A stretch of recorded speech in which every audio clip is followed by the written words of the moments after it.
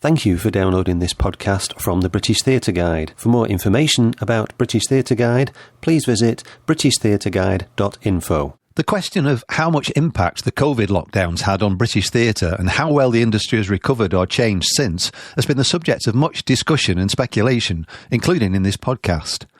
The British Theatre Consortium, headed by playwrights Dan Rebellato and David Edgar, decided to cut through the speculation and find the facts by following up its reports on the state of British theatre repertoire in 2013 and 2014 with a study into how things have changed between 2019, the year before the lockdowns began, and 2023, backed by data supplied by the theatres themselves.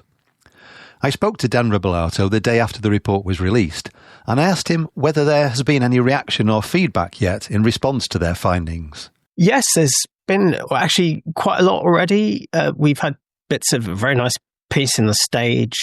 I think we've got the cover story of The Stage this morning, which is very good. And there's something in Arts Professional, British Theatre Guide, What's on Stage. They've all written about it. Theatre Full Stop, I think, has written something about it. And everyone's picked out slightly different things, which is interesting. Yeah. And it's a very, as you will have found, it's a very long and very detailed report. So there are lots of different slices you can take into it. But I think we've been really pleased so far with the result. Yeah. So what have people been picking up on? What are the main things? Are they the sorts of things that you picked out in the summary, or have they looked at different things? Yeah, it was really interesting. I mean, one of the things that the thing that the Stage has led on is the sort of the decline in the production of new plays. Yeah.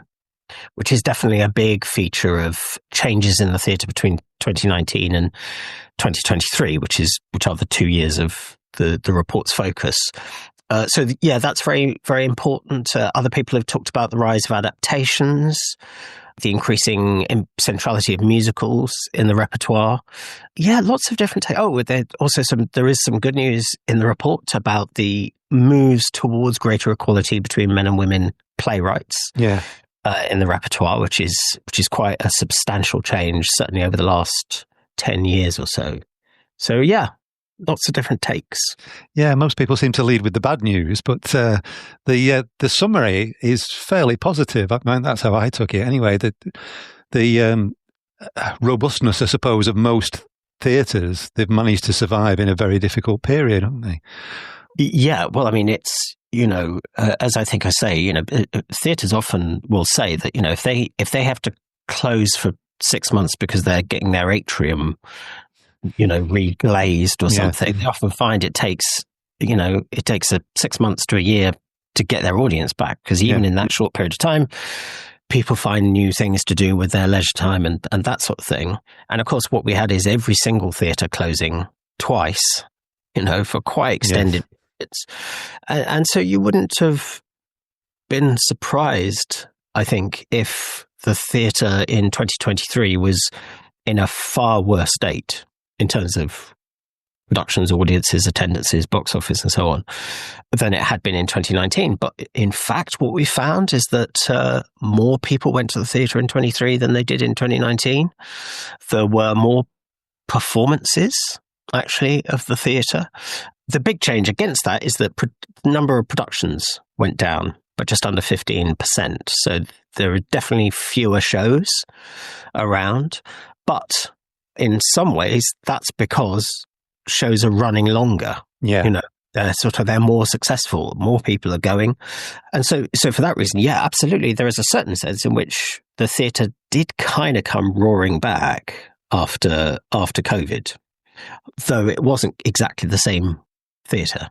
Yeah. I mean, I have a great deal of admiration for people who run theatres generally. I did make a point early in lockdown to speak to a couple of not artistic directors, the sort of the people behind them who run the business, who normally are in the background for this podcast, because compared to running most businesses, they have a really difficult job. They have much tighter margins that most businessmen would it would frighten them to death, wouldn't it? Absolutely. And, I think there are quite a few theatres that really had to burn through their reserves in that period. trying to keep things going, turning over to, doing these sort of locked door, live streamed productions and things like that. I mean, in some ways, it was an extraordinary sign of the inventiveness and ingenuity and creativity of the sector that it managed to do some things during that terrible period of lockdown. But and then I think also just it became really aware of the urgent need to get audiences back. And so that's what you see, I think, in 2023. I think we've described it as sort of commercially minded and audience focused. In a way, I think I say this in the conclusion actually, that it's both kind of bold and cautious. Yes, there is something a little bit more. I'm not going to say it's very difficult to say anything's they're risk averse, because actually putting on a musical is not a risk averse thing to do. That's a big investment, and you're gambling quite a big stake. But there is certainly a sort of a leaning into tried and tested forms of theatre that they kind of, I think, assume that audiences have in the past tended to reliably go and see. Yeah. And that does mean musicals to some extent, because of course musicals have very big audiences. I think it's also important that people book earlier for musicals. And of course that means if that trend continues, a theatre is likely to go, well, if we put on a musical, we'll get an injection of income much earlier than if we put on an exciting new play by Dan Rebellato. You know what I mean? They're going to, where some people will wait for the reviews to come out, the fools, before they decide whether they're going to take a punt on that one. So I think there's a little bit of that, and we also found that with revivals that the pool of sort of classic plays that got revived has really kind of shrunk down quite a lot. The whole classical period, which for us is everything before 1850, so it's a lot of drama, has pretty much shrunk to Shakespeare. Right. And actually between the 2 years, even the Shakespeares have slightly narrowed in the range of texts that people want to revive. So yeah, there are signs of a cautious approach. But I say it's bold as well, because I think they've gone quite confidently into that process and kind of thought, right, we are just going to turn this around. We're going to get our audience back. We're going to maybe find new audiences. We're going to make sure that these institutions, these theatres survive. Yeah. And that's a bold thing to do.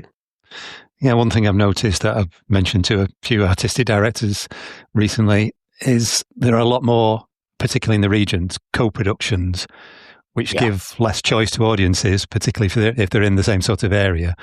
But they do give options in increased funding for one production. They're great for actors to get a longer job as well, I suppose. But then they're less tailored for a theatre as well. So that seems to have increased. Have you found that? That's really interesting. We did actually try to do a little bit of testing of that, but actually the data sets that we have don't tag exactly what a co-production is, and there can be quite complicated many forms of co-production. But I mean, anecdotally and a little bit supported by the data, I think it is true that co-productions have greatly increased, which has lots of effects. I think you're right. Of course, it means that shows can have bigger budgets. It does mean that actors get longer runs. It means that, of course, nationally, you've got fewer productions, because if there's a show that is basically going to run for 3-4 weeks at the Edinburgh Lyceum and on Northern Stage and then the Bristol or Vic, then maybe 10 years ago, there would have been 3 different shows in those weeks. Yeah. So it does mean that that the national picture is slightly changing. That doesn't necessarily matter to anybody in particular, because the person in Bristol just gets to see a show. Yeah. But I think in terms of sustaining careers for actors, directors, writers. It means there's a smaller pool of productions going on, which means that there are fewer opportunities. And then, as you say, absolutely, it means that a show in some way is going to be slightly more generalized. Yeah. It's got to appeal to the good people of Edinburgh, and then the good people of Newcastle, and then the good people of Bristol. And it's not necessarily going to say anything very specific to any of those people. And given, I guess, the history of British regional theatre is that it had that kind of, there was a sense in which it gathered in the community to reflect on the community and think about the community and see itself on stage. Maybe that is starting to disappear. Yeah. I mean, I used to enjoy I'm based in Manchester. I used to enjoy going up to Theatre by the Lake in Keswick in the Lake District for their summer rep season, which is now gone now. Yeah. And now a lot of the productions that they have are co-productions, which I can see more locally in Bolton or somewhere different. People used to go to Keswick specifically to go to the theatre, but now that's a tourist opportunity that's gone for them. Yes, that's interesting. I mean, the same thing's just happened at Pitlochry, of course, isn't it? Yes, yeah. Alan Cummings, I mean, it's a really interesting season, but I think I'm right in saying, correct me if I'm wrong, but I think he's abandoned the idea that it's a rep season. It would seem so, yeah. I think people used to travel up, stay in Pitlochry for a week, see a different show every night. Yeah, I did that a couple of years ago, yes. Really? Okay. Yeah, absolutely. And then obviously use the bars and restaurants and hotels of Pitlochry as well. So it'll be really interesting to see what happens to the local economy. Yeah. Theatres in places like, in the Highlands or in Keswick is probably a really big part of the economy. So when those small artistic programming changes happen, it could have a really quite significant knock-on effect. Yeah. Obviously for an organisation that was that's run by two playwrights with you and David Edgar, you were looking at new work, new writing, and that has suffered somewhat, hasn't it? Yeah, it has. Yes. There's a definite sign of decline across the 2 years, and in part, I think there are two ways of looking at that. I mean, one is that yes, I think this is part of that more cautious kind of programming because I think, as everybody knows, new plays definitely are a risky proposition because by definition people don't know what it is. Yeah. It's a new experience, and typically people have tended to book later for those, and that could be a much more of an edge of your seat thing for a theatre manager.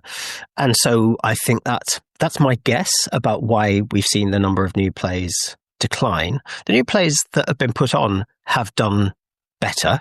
They've had longer runs, they've had better audiences, higher performance against box office. In fact, I think what we call rather clumsily the adult original new play, which means you get rid of plays for children and adaptations, is almost the most successful form of theatre in terms of filling seats for almost any kind of theatre in our study. But what's also interesting about new work more generally is that because we did some reports in 2013 and 2014 that were similar, got all the data, looked at all the box office in kind of aggregate form and sort of to figure out what was actually happening on our stages. And we found that new work had become more than half of all productions. I think historically for the first time in British theatre history. What we found is that clearly had massively declined in the second half of the 2010s, and new work was really quite substantially down. So there were an awful lot of revivals and things going on. Between 2019 and 2023, it's crept just back over 50% again. So even though new writing is down to some extent, there is a broader picture of, well, as we've described it, as less flourishing than fight back, because actually they're new work is regaining its position over the period. And so in some ways, that's, if you care about new work, and I think probably anybody who cares about the sort of future vitality of our theatre will want to kind of think that, a healthy theatre is got to have a big chunk of new work in it, or else it's just living on past glories and recycling the past. That's a good news story, even though there is that shift away from new plays. Yeah. And interestingly, it used to be the thing that in Britain we didn't produce new musicals. We just did American musicals largely, and there weren't that many people writing new musicals. But that's on the increase, isn't it? Yeah, absolutely. I mean, that is one of the big stories, I think, of this, that the new musical is almost, I'm going to guess, is the most important thing powering the increase in new work, actually, in the repertoire. And, a new musical is an amazing thing. And it's really interesting that it's not just Guys and Dolls and My Fair Lady and so on, that actually it's a really major new force. And I would say a new force. It's a very significant new thing in British theatre that the new musical is a really important part of the ecology. What's kind of interesting about it is that obviously, like a new play, a new musical is less of a unknown quantity. And so it also sort of it hits slight ceilings of audiences. And I think what's really interesting is to think about whether the kind of culture that there is around the new play, where I think, new plays get talked about and they get published and, they get debated and, academics write about them and journalists write about them and people get interviewed. I don't think there is quite that same culture for the new musical. There are also, most importantly, there are theatres whose entire job really is to put on new plays. Yeah. Whereas I don't know that you would say I can't think of a theatre that that's where they always put new musicals on. I don't know that there's quite the same discourse around, the same conversation around the new musical. So I wonder, I'd be really interested to see if we can start to generate in the theatre community a proper conversation and discussion and culture around the new musical, where we start to really develop language to think about it and talk about it and that sort of thing. Because I think that will also actually really help sustain this, I think, really interesting phenomenon of the new musical rising in British theatre. Yeah. A theatre like Hope Mill in Manchester, that they're big on reviving musicals that perhaps weren't that big the first time round or aren't well known, but not necessarily British musicals. So they would be perhaps a good theatre for looking at that. But music, if new plays are a big risk, then although potentially the audiences could be bigger, the returns could be bigger, it's a huge risk to put on a musical, isn't it? There are so many people involved. Yes, yeah. I mean, our data is all box office, so we don't know anything about startup costs. It'd be really interesting. It's a different piece of research, but it'd be really interesting to see whether whether budgets have gone down, whether cast sizes have gone down. But you're right, of course. I mean, a new musical is, even if you've got a small ensemble, it's still, I mean, there are very few musicals that are fewer than sort of 10 people. Yeah. Then you've got some kind of band, and typically, generically, there's a sort of expectation that it'll be slightly spectacular on stage, so there are scenographic things that you have to do. There's amplification, there's a lot of stuff. There's a lot of stuff you have to do there. But I think actually, I was thinking about this, I meant to say this earlier, something I think was really interesting is, I don't know if you noticed this, but the Royal Court Theatre in London, which of course is a new play theatre, absolutely the most famous new play theatre in the world, probably, they opened up their booking recently for the whole of 2026. And normally, I think you'd expect the Royal Court you'd book for the next 4 months, and then there'd be another big launch of another, and there might even be, certainly it would be 2 points in a year where they'd open up booking, maybe even 3. Whereas now they've done, in a way, I think they're sort of musicalizing or trying to musicalize their their audience's booking patterns by hoping that if they open a booking in November, I think I certainly bought a ticket for December 2026 a month ago, which is, I don't think I've ever done that for a new play before. And maybe they're hoping that they can persuade people to start booking early to get that injection of capital that will allow them to be a bit more secure in the decisions they're making about scenography and casting and that sort of thing.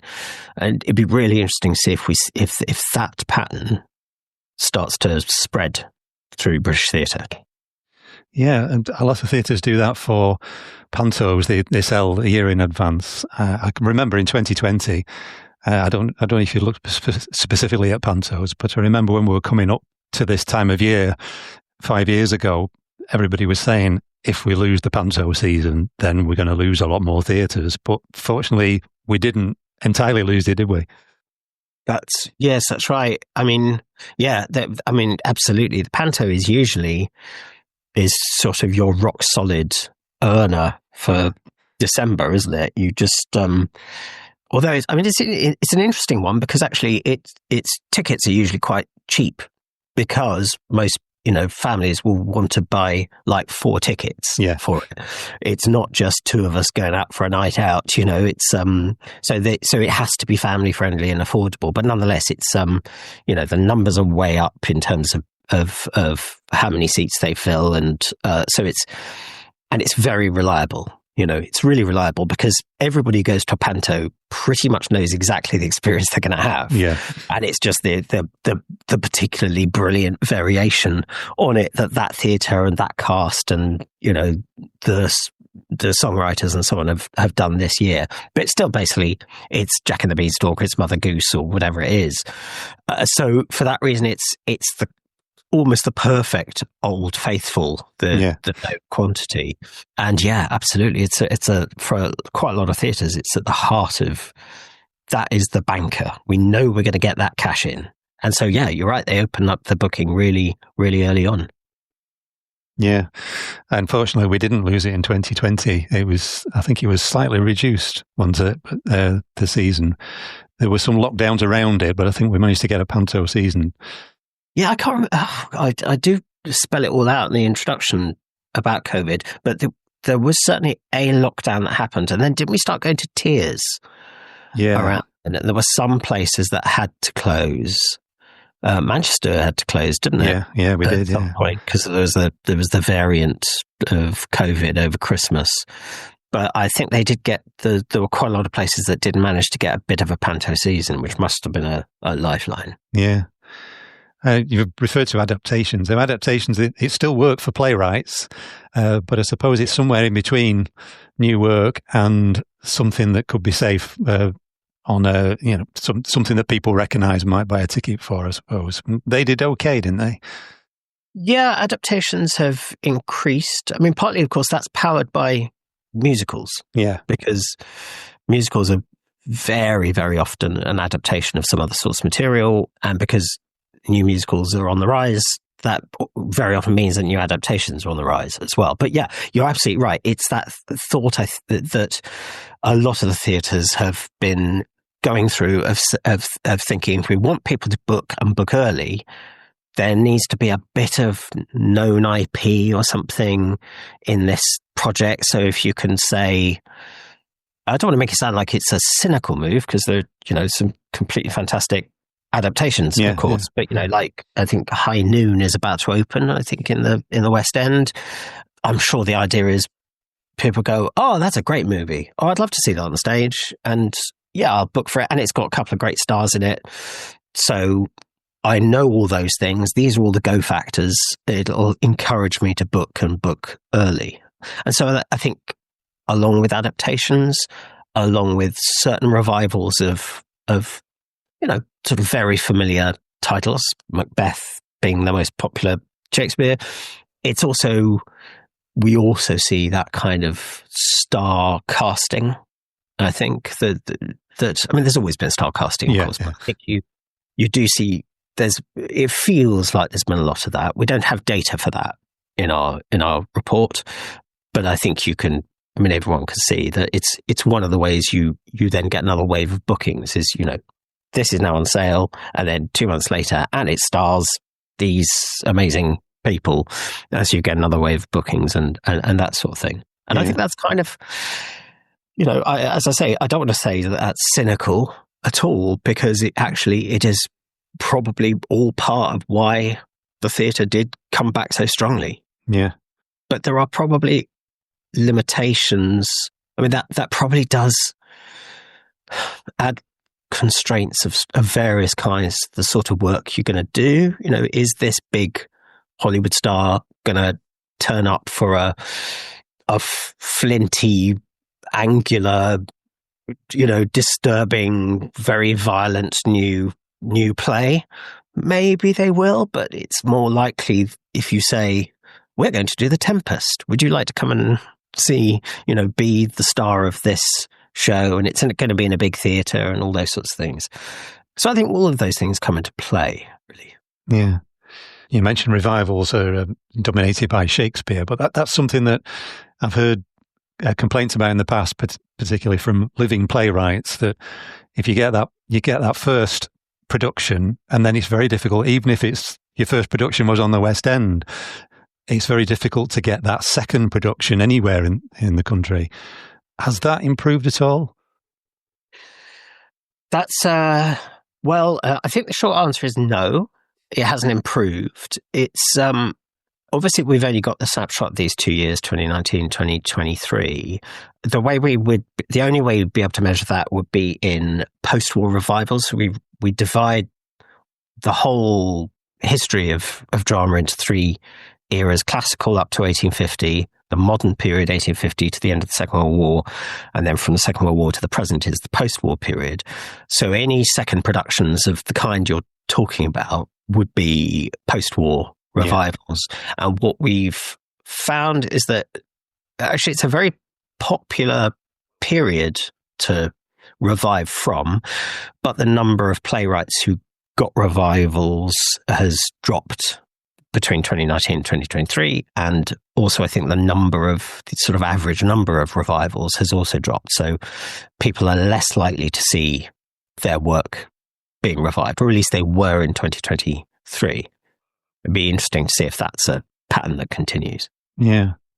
We did see a lot of people, I don't know whether you've seen any data on it, but we did see a lot of people leaving the industry over COVID, training to do other things. And there was a fear that a lot of them wouldn't come back. Have you seen anything on that? I mean, as I said, we don't have any data on that, but yeah, I mean, I've seen a lot of people. I mean, there's certainly evidence that lots of people did leave the industry, and there's that sort of organisation, Freelancers Make Theatre Work, that has really been monitoring that, and there are some kind of really extraordinary examples of where people are finding it very hard to recruit stage management, for example, and things like that. The groups of the freelancers who couldn't get furloughed, and really did have to just say, look, I don't have a private income that will sustain me through a year of unemployment. I'm just going to have to go and find another job. So I think there's a lot of that. Hopefully, now that we're, sort of 3 years into being a post-lockdown, there might be that things might be settling down, and we might be able to see a bit more recruitment of people coming back into the industry. But also, as I say, if you drop the number of productions by 15% or just under 15%, that's sort of 15% fewer jobs, isn't it? Yeah, especially if some of them are co-productions as well. Yeah, that's right. Yeah, exactly. Yeah, that's right. And longer runs as well. They don't give us many opportunities. So, yeah, that's right. The good news for audiences, but perhaps not for theatres in a climate of rising costs, was the falling ticket prices in real terms. That was an interesting finding, wasn't it? Yeah, that's right. And really interesting because, again, quite counter to, I think, what a lot of people said, I mean, certainly, again, anecdotally, I spoke to a lot of people who said, oh, ticket prices have just gone through the roof since COVID. And yet we found that that's not the case, that theatre tickets were cheaper in real terms after COVID than before. A couple of caveats to that is our data isn't actually ticket prices. It's what people paid for their tickets. Right. And that sounds like the same thing. But of course, I think what's happening is there are lots of deals. There are lots of discounts. There are theatre sort of, special, you book on this day and you get, 20% off or that sort of thing, a 2 for 1 and all those sorts of things. So it's possible, it would be odd, but it's possible that theatre ticket prices have gone up astronomically, but theatres have then massively discounted everything so that people are paying less. There's that thing, I don't know if this is a completely national picture, but I see it quite a lot in the West End, where you get this little block of premium seats right in the middle of the stalls that are stupid prices. Sort of, this one is like £400 to sit in a seat. And I guess they're trying to appeal to super rich people for whom money is no object, who want to be able to just go, I want to go and see the show everyone's talking about this evening, and they never get sold until the person, the bond trader shows up and says, here's my platinum card, give me 4 seats for me and my friends. But maybe in most circumstances, those seats don't get sold and they end up being, discounted massively, so that the seat prices go up, but actually the amounts paid go down. The other thing I think to say about that is that I think it's also possible that they really did lower prices because they thought, we've got to try and get audiences back. So let's just really make sure we make it affordable, attractive, have lots of deals, make it possible for people to think, you know what, I will just, this was 30 quid before, but now it's 20 quid. I can get a couple of tickets like that. So I think it's a genuine thing. Yeah. That theatre tickets are cheaper. Yeah, I think some of the big receiving houses regionally do those sorts of premium tickets. Not quite West End prices, but they do more expensive, like the ATG theatres around the country. Right. Yeah. Okay. That's really interesting. Huh. But so theatres have been trying to coax audiences back, but audiences do seem to have been very willing to come back, though, don't they? Yeah. I mean, I think, as I say, I think the theatres have tried to make it as attractive as possible to go to the theatre. And if that means that they've been slightly more cautious, they've been programming in a reassuring way for audiences. You come and see this show, you probably saw it 20 years ago and loved it, and here's another revival of this musical or whatever it is, or this famous Shakespeare play, or this Oscar Wilde play, and it's got this star you love. So what have you got to lose? It's bound to be good. Yeah. Which is, it's a perfectly sensible thing to do after a catastrophic experience for the whole world, but in a very particular way for theatres, for live theatre, it's obvious that they would do that. I guess we've tried in the report not to be too editorializing, because it's about the data, not what we think. But I think there is a pretty clear case to be made that new work, a bit of risk, new ideas, new experiences. This is what the new play does. The new play sometimes says, this is how we live now. This is what it feels like to be alive here. These are the things we're all anxious about and thinking about and troubled by. These are the fault lines of our culture. I would hope that will also start to reassert its place in British theatre. And of course it might have done. We're really hoping that we will do another report, hopefully quite soon, looking at 2024, 2025, because I've got just this little snapshot of the relationship between 2 years either side of COVID.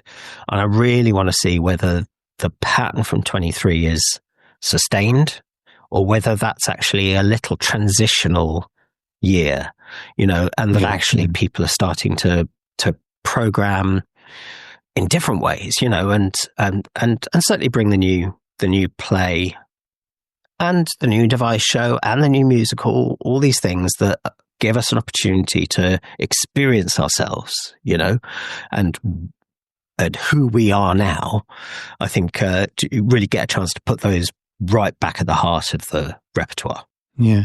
But I was looking earlier at, we've got a coronavirus page, which sort of on our side that sort of puts together all of the articles that we wrote about and during the COVID. And I was looking at theatres that did disappear, like the Theatre Royal Haymarket in Leicester went bust, and Southport Theatre, last time I passed there, they actually pulled it down, it went bust, and it's now gone. Wow. But it's some of the predictions that were being made early on didn't really come true. It wasn't as bad as we thought it could be, was it, in the end? No, but I think not because people overstated the danger, but I think because everybody responded to the danger in creative, smart, really focused, sophisticated ways, and found a way of getting that audience back. It wasn't that if they just carried on and just reopened, the audiences would have flooded back. I think the evidence is that the theatres have really rethought their programming and their marketing, and every aspect, from when tickets go on sale to what the ticket price points are, and probably, though we don't have data for this, but what the theatres look like when they open, what their cafes and facilities and bars are like. I'm sure all of that stuff has been right at the forefront of what people have been doing since COVID, just to make sure that the theatre doesn't dwindle as something that people in this country do. And they've been very successful. So that's great. But I do absolutely think it could have been very different. Yeah. We got the rise of online theatre as well. That was something a good thing that came out of COVID. It's not dominated as much as it, people said, yeah, it's here to stay, and it is, but it's not quite as big as it could have been. But that was one of the innovations, wasn't it? The online theatre. I'm now speaking entirely personally. I'm going to say two things. One is it isn't theatre. It's just it's a record of what it looked like and sounded like, and you're watching a video of a performance, and that's fine, and it's brilliant to get access to it, and also things like NT Live do it so well. I watched a couple of those in lockdown and was kind of dazzled by what they're able to achieve, having sort of, a long time ago, probably struggled through static, single camera, dreadful things, and everyone seems like they're overacting. And even compared to what the BBC used to do back in the day, it's so much better, isn't it? It is so much better, but it's not being there. And I think the live thing, you can't just snip that out and say the thing has stayed the same. But having said that, this is my metropolitan bias. I live in London, so of course I don't need NT Live usually, because I can go to the NT and see the shows. So I'm probably being snooty, whereas actually it's probably a real lifeline for lots of people who maybe aren't particularly well furnished with local theatres, and actually can get a sense of what theatre is like across the country and indeed across the world. So I still don't think it's theatre, but it's probably a very useful second best thing. Yeah. So overall, then, what have we learned through this experience over the last 5 years? How has it changed theatre, for the worse or for the better?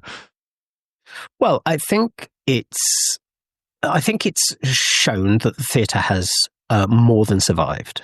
I would argue that it shows the ingenuity and creativity of the theatre, that it found a subtle ways of reinventing itself, so that it could appeal to audiences in new ways. I think that has involved the usual balance that theatres have between kind of our I don't want to say it quite like this, but I'll say it anyway, and then I'll kind of correct it. That balance between making pure artistic decisions and box office decisions, I think that has slightly shifted, and the box office has become much more important for very obvious reasons of stopping theatres going bust and maybe allowing them to build up their reserves again and build up a trusting relationship with audiences who will then kind of go, well, I like their artistic decisions, so I'm going to trust them with my